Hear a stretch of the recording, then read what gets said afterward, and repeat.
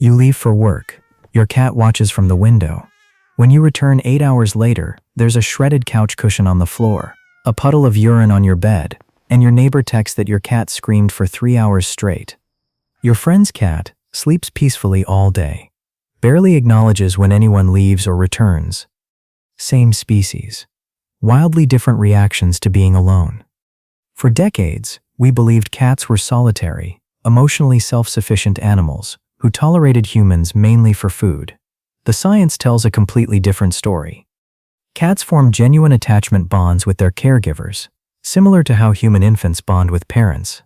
When that bond is disrupted, some cats show clear behavioral signs of distress that occur primarily during owner absence. For example, destructive behavior, excessive vocalization, and inappropriate elimination, and emerging work links attachment style to differences in oxytocin and stress physiology. The difference between cats who handle alone time and cats who fall apart isn't about love or loyalty. The answer lies in early life experiences, brain chemistry, genetic predisposition, and how their environment shapes their capacity to self-soothe when you walk out the door. Your cat's relationship with you follows the same psychological framework that governs human-infant attachment. Researchers at Oregon State University tested this using the Secure Base Test, a protocol originally designed for human babies. They placed cats in an unfamiliar room with their owner, then removed the owner for 2 minutes. 64% of cats showed secure attachment. These cats explored the room confidently when their owner was present, showed brief distress when left alone, then quickly returned to normal behavior after reunion. They used their human as a secure base, a safe anchor for exploring the world. In the Secure Base Test, roughly 35% of cats were classified as insecurely attached, including ambivalent and avoidant styles, with about 64–65% showing secure attachment. Insecure cats were more likely to cling to or avoid their owners rather than using them as a secure base. Recent research measured oxytocin, a bonding-related hormone, in cats with different attachment styles. Securely attached cats in that study had lower baseline oxytocin that increased after relaxed interaction with their owner, while anxiously attached cats started with higher baseline oxytocin and tended to show a decrease after interaction, and avoidant cats showed little change. This pattern suggests dysregulated bonding physiology in anxious cats. Like someone who's chronically thirsty, but drinking water makes them thirstier, the system that should bring relief is malfunctioning. When owners left cats alone for 4 hours versus 30 minutes, cats purred and stretched more and showed a rebound of contact-seeking behaviors at reunion after the longer absence, suggesting that the owner functions as an important social partner rather than only a food source, although this does not prove food is unimportant.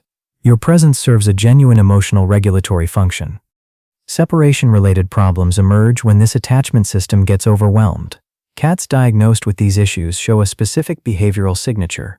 67% display destructive behavior exclusively or primarily when alone, compared to just 7% of cats without separation issues. 63% vocalize excessively. 60% urinate inappropriately, but only when their person isn't home. The key diagnostic criterion matters. These behaviors must occur specifically during owner absence. A cat who urinates everywhere, regardless of whether you're home, has a different problem, possibly medical, possibly general anxiety. A cat who only does this when you leave is communicating distress about your absence specifically. Your cat's attachment style isn't random. The blueprint gets written early, shaped by experiences during a specific developmental window. That's where we find the strongest predictor of who develops separation anxiety and who doesn't. Kittens separated from their mothers too early are at increased risk of later behavioral problems, such as aggression and stereotypic behaviors, consistent with long-lasting effects of early weaning. Researchers studying orphaned kittens found they emitted clearly more distress vocalizations during brief nest separations at both 1 week and 3 weeks of age compared to mother-reared kittens. The orphaned kittens also showed increased activity, frantic movement patterns indicating heightened stress responses. The effect persisted for 2 weeks after maternal separation ended, revealing something deeper than temporary upset. Early maternal separation disrupts normal development of the hypothalamic pituitary adrenal axis, the HPA axis, your cat's central stress response system. Think of the HPA axis like a thermostat for stress. Normal development calibrates it to respond proportionally. Small stressor, small response. Early maternal separation breaks the calibration, leaving it stuck on high sensitivity. In mother-reared kittens, the sensitive socialization period runs from roughly 2 to 7 weeks of age. During this window, the mother cat teaches emotional regulation through her presence, warmth, and responsiveness to distress signals. Kittens learn that discomfort gets soothed, that separation is temporary, that they can self-regulate when mildly stressed. Kittens weaned before 8 weeks, before this developmental window closes, miss critical lessons. Their stress thermostat never gets properly calibrated. When faced with owner absence as adults, their nervous system interprets it as catastrophic abandonment rather than routine temporary separation. In other mammals, early life stress is known to alter gene expression and neural circuitry in brain regions that regulate fear and anxiety, including amygdala and prefrontal cortex, and early maternal separation in cats is clearly associated with increased distress vocalizations and activity in kittens. These changes appear permanent. No long-term studies have tracked orphaned kittens into adulthood to measure separation-related problems specifically, but research on early maternal separation in other mammals shows lasting alterations to stress hormone profiles, anxiety-like behaviors, and attachment difficulties. Cats obtained from shelters, pet stores, or found as strays have unknown early histories. Many were separated from mothers prematurely due to abandonment, rescue situations, or commercial breeding practices that prioritize early weaning. A kitten who seems perfectly normal at 8 weeks old may carry invisible vulnerabilities that only emerge when their new owner establishes a bond, then leaves for work. Not every early separated kitten develops separation anxiety. Genetics, subsequent caregiving quality, and environmental factors all play roles. But premature maternal separation loads the dice. The kitten enters the world with a nervous system primed to perceive social separation as a survival threat. Your cat's reaction when you leave for work may have been written into their neurobiology before you ever met them. A questionnaire survey of 223 cats identified 3 environmental factors that were statistically associated with separation-related problems: lack of access to toys, absence of other animals in the household, and living in homes with 0 or 2 female residents versus 1.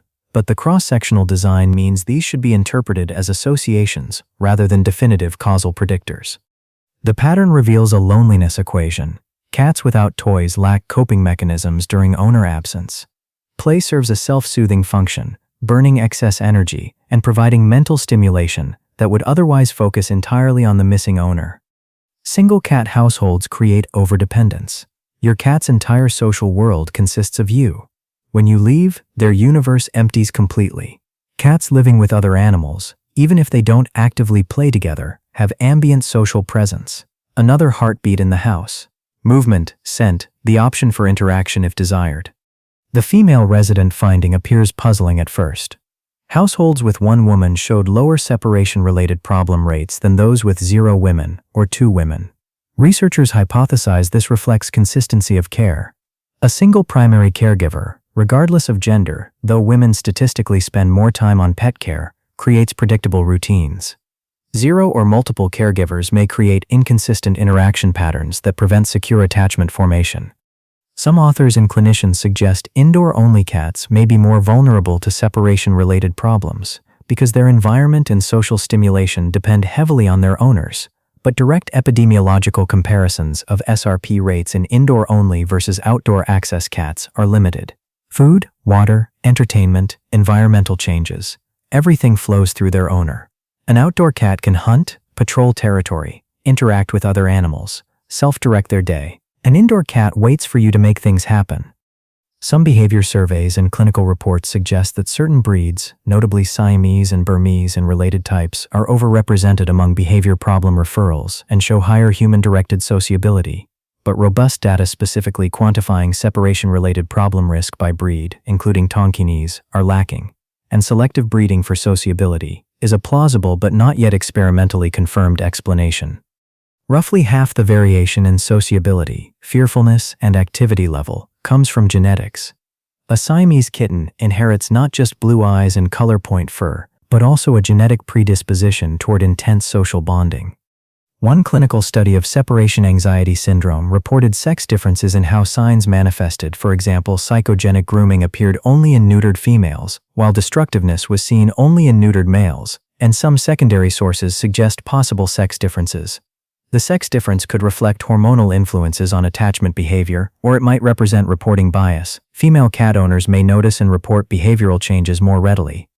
Environmental enrichment is widely recommended for feline welfare, and one questionnaire study found that lack of toys and absence of other animals in the home were associated with separation-related problems. These resources don't replace the owner but provide alternative sources of stimulation and security. The loneliness equation isn't about whether your cat loves you. The cat pacing and yowling when you leave loves you just as much as the cat napping peacefully. The difference lies in whether your cat has developed the environmental and psychological resources to tolerate temporary solitude without their nervous system interpreting it as abandonment. Cats are pattern detection machines. Their wild ancestor, the African wildcat, survives by learning territorial routines, which prey appears where, when predators hunt, safe sleeping locations. Domestic cats inherited this neurological wiring. Your cat doesn't just notice your routine, their brain encodes it as environmental stability. You wake at 7, feed at 7:15, leave at 8, return at 6. This predictability allows their nervous system to relax. When routines change abruptly, even in securely attached cats, behavior problems related to owner absence can emerge, and many clinicians reported post-pandemic cases where cats appeared to struggle when owners returned to work after extended work-from-home periods. Other routine ruptures trigger similar collapses. Moving to a new home, change in ownership, loss of a household member or companion animal, death of another pet. The mechanism involves prediction error. Your cat's brain constantly generates predictions about what happens next. When reality matches predictions, they feel safe. When reality violates predictions, you leave when you should be home, their threat detection system activates. Like expecting solid ground and stepping into a hole, the surprise itself triggers alarm responses beyond the actual danger. Gradual acclimation protects against this. Cats left alone regularly from kittenhood encode "sometimes my person leaves" as normal. Cats who experience sudden dramatic schedule changes lack that protective encoding. Your cat's reaction when you leave isn't about independence versus neediness. The cat who destroys your couch isn't badly behaved. The cat who screams for hours isn't manipulative. Separation-related problems reflect a dysregulated attachment system, written by early life experiences, shaped by genetics, triggered by environmental factors, and maintained by brain chemistry that makes your absence feel like a threat to survival. One questionnaire-based study of 223 pet cats found that about 13.5%, roughly 1 in 7, showed owner-reported behaviors consistent with separation-related problems.